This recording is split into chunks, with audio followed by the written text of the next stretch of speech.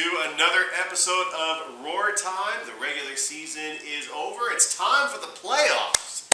I am your host, Richard Holmers, the game day commentator, along with Coach Gibson. Coach, you ready for the playoffs? Every year, 15 times. That is awesome. The Columbus Lions making it to the playoffs again. However, the number 3 seed have to go on the road against Jacksonville. Really? Come on, man. Let's talk about, really? What we were going through up in the booth. Jared and myself were scoreboard watching. Jacksonville had a big lead, 20-9 on Carolina. They were playing at home. If Jacksonville would have won, Columbus would be hosting this playoff game at the Columbus Civic Center against Jacksonville. But let's talk about the game against the Orlando Predators. What a performance. Daniel Smith, 4 touchdown passes. He had 21 touchdown passes during the regular season. Columbus finishes the regular season with a 7-5 record. They defeat the Predators 71-14. What an outstanding defensive job, especially Kerry Starks all year, leading sack leader in the NAL with 10. Maurice Leggett had 2 more picks, gives him 6 in the regular season. Is he leading the league in picks? He's leading the league I'll have to look up that, but yeah he's got 6 leading the team with 6 interceptions. It was just from start to finish, just an overall great performance. Well, I mean, that's a tough game for Orlando. It's a road trip. It's in Columbus. They got nothing to play for. They were missing some good players. Kind of, hey, we're just trying to finish the season out. So, I mean, I respect what they do down there and the ownership and Nate and John, and they're such good guys. It's such a premier organization. I hate that we played well. We played well. But we played really well. That's all I can say. Well, let's talk about your backup quarterback, Daniel Smith, yeah. who started 5 games this year. Mason could not start, but in comes Daniel Smith, who's considered one of the best backup quarterbacks in the NAL. He started off 2-0 in his first 2 starts with Columbus. Had a rough start on the road when you had Mason play against San Antonio.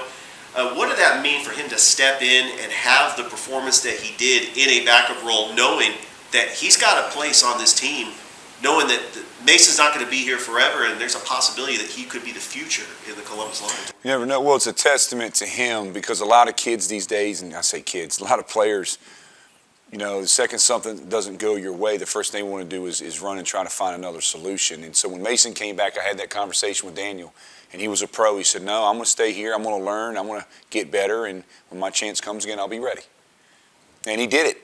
And, that call came last week. Mason was able to make it, but, he's had a lot of great conversations with Mason and his film studies and practice, and you watch him progress over those last 2 weeks, in practice. Even the receivers are like, hey, wow, that's a great throw. Hey, good timing. And everybody sees it. And then he gets in the game, and, he's almost 80%. That's unheard of. I mean, we only had 3 incomplete passes.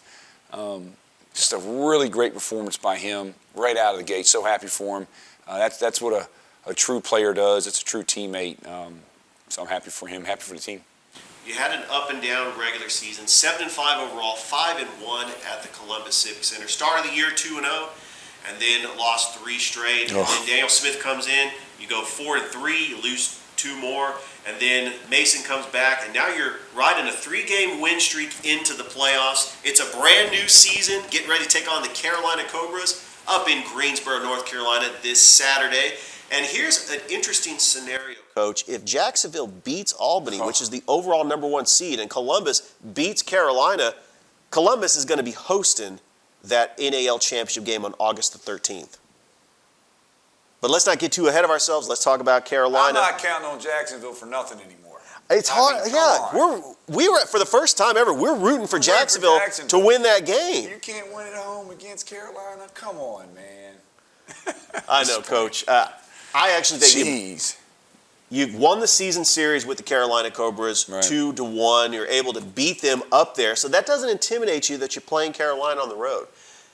But the question is, who is going to start at quarterback for Carolina? Is it going to be Malik Henry, or is it going to be Tommy Grady? I mean, it ain't going to be Tommy Grady. He's out. It's going to be Jonathan Bain. They're going to pull him off suspension, and they're going to start Jonathan Bain. So that's what we're going to prepare for. We already know what Henry can do. And I thought Henry played well against us. He did. I thought he played well in Jacksonville, but thought he played well. So they've got two good quarterbacks on that roster, and have Grady. They got three starting quarterbacks on their roster, so you got to prepare for all of them, and we will, and we'll be fine.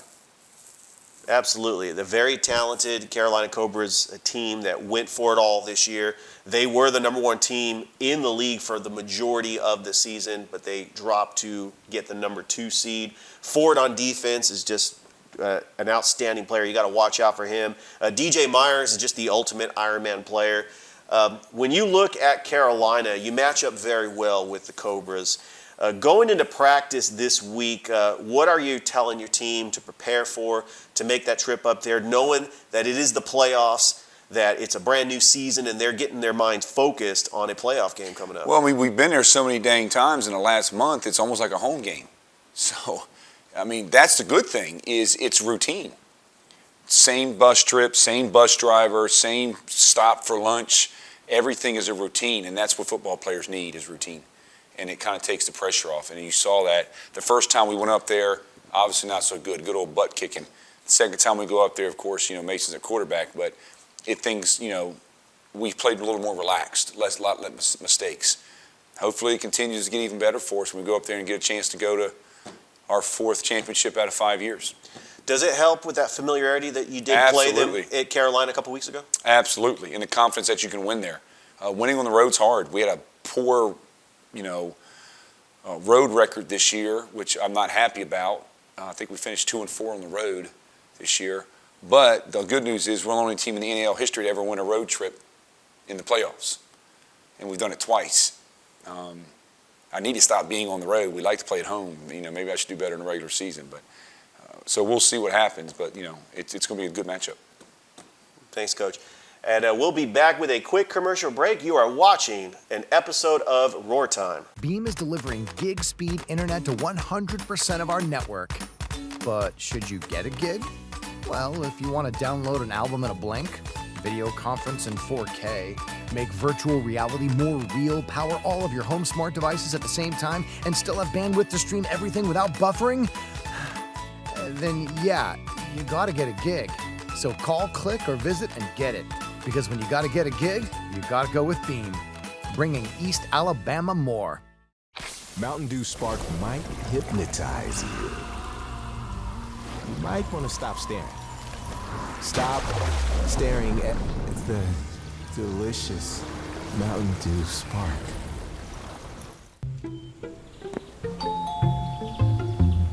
Oh, perfect timing. Come on in.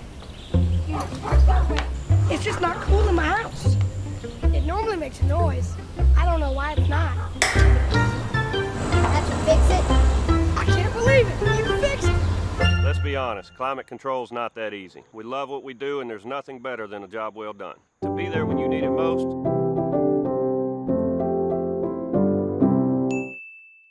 Vector Ply Corporation is a world-leading manufacturer of carbon, fiberglass, and Kevlar composite fabrics located in Phoenix City, Alabama. Our customers depend on us to produce iconic brands such as Malibu and Nautique boats, Cub Crafter airplanes, and the historic C8 mid-engine Corvette. Even the light poles surrounding the Columbus Civic Center were produced by a Vector Ply customer using Vector Ply fabrics. If you're looking for an exciting career with a growing manufacturer located right here in the Chattahoochee Valley, visit our website, VectorPly.com, to learn more about Vector Ply and our opportunities.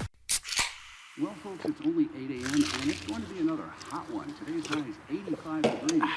Babe, it's 8 a.m. Fried chicken, better with Pepsi. He's the buzz around town, man, haven't you heard? Sent by Mike Costello Law Firm to spread the word. You've been injured in the wreck, we can help in most cases. We literally come to you in most places. Workers' compensation and all car wreck. Our team is working really hard to try to get you a check. So do yourself a favor and listen to me and call 844-GET-MIKE. Do yourself a favor and listen to me and call 844-GET-MIKE. Told you to do yourself a favor and I hope that you learn. Been in the wreck, call a Mike Costello Law Firm. The Outskirts Sports Bar and Grill. Nobody does food like The Outskirts. Amazing wings, appetizers, baskets, and burgers. And Mr. Henry's Lunch Buffet is the best in town. All you can eat Southern cooking for only $10. Follow The Outskirts on Facebook for the latest on nightly entertainment, sports, music, and the best food in town. The Outskirts Sports Bar and Grill, corner of Veterans Parkway and Whitesville Road in Columbus. Welcome back to Roar Time. I am your host, Richard Holders, the game day commentator for your Columbus Lions, along with Coach Gibson. Coach, this Saturday night, all is on the line. The Columbus Lions, the number 3 seed in the NAL, taking on the Carolina Cobras, the number 2 seed. Columbus is riding with a 3-game win streak up in Greensboro, North Carolina.